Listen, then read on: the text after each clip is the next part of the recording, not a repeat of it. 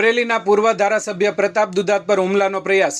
તારીખ 22/9/2025ના રોજ અમરેલીના પૂર્વ ધારાસભ્ય તથા કોંગ્રેસના અગ્રણીઓમાંના એક પ્રતાપ દુધાત પર હુમલાનો પ્રયાસ કરવામાં આવ્યો હોવાની ગંભીર ઘટના સામે આવી છે.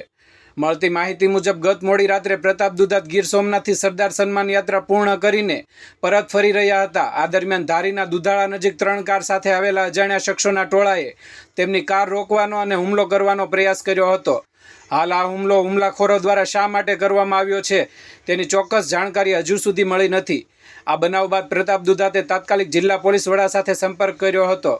જિલ્લા પોલીસ વડા સંજય ખરાતે જણાવ્યું હતું કે તુલસીશ્યામ ટુરિસ્ટ વિસ્તાર હોવાથી પેટ્રોલિંગ વધારવામાં આવશે અને સિનિયર અધિકારીઓ દ્વારા પણ પેટ્રોલિંગ કરવામાં આવશે.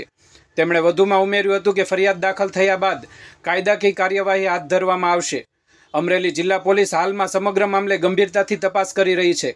કોંગ્રેસના પૂર્વ ધારાસભ્ય પર હુમલાના પ્રયાસને લઈને રાજકીય વર્તુળોમાં ભારે ચકચાર મચી જવા પામી છે. રિપોર્ટર સરફરાજ ખોખર, અમરેલી.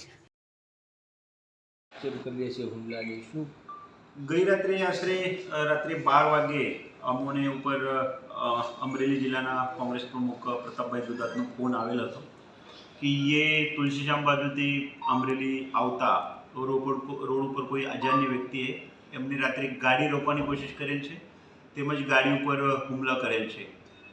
તે બનાવ વખતે બનાવ બન્યા બાદ અમે પોતે પ્રતાપભાઈ સાથે વાત કરેલ હતી.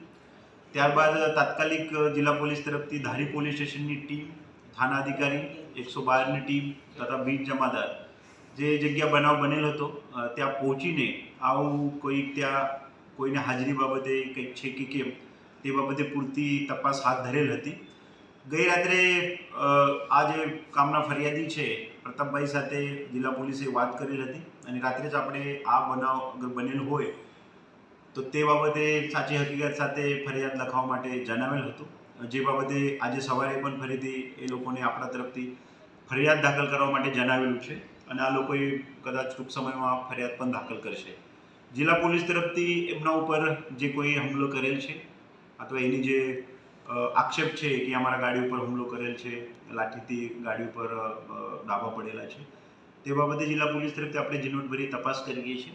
તો આ વિસ્તાર તુલસીશ્યામ જે છે એ ટુરિસ્ટ માટે બહુ જરૂરી વિસ્તાર છે. તે બાબતે કોઈપણ પ્રકારના કોઈપણ ટુરિસ્ટ હોય, રાત્રે નીકળતા હોય છે, દિવસે નીકળતા હોય છે, તો તે બાબતે કોઈપણ કાયદાની સુવ્યવસ્થાને પ્રશ્નો ના બને તે માટે જિલ્લા પોલીસ તરફથી સતત પેટ્રોલિંગ પણ રાખવામાં આવશે.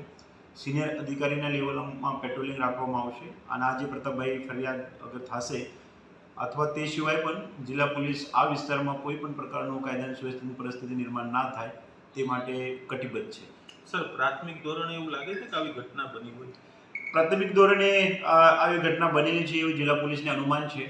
ફરિયાદી ભોગ બનનાર જે છે એમના તરફથી ફરિયાદ દાખલ થશે તો તે બાબતે જરૂરી કાયદાકીય નિયમ મુજબ અમે કાર્યવાહી પણ કરીશું. Thank you. Thank you.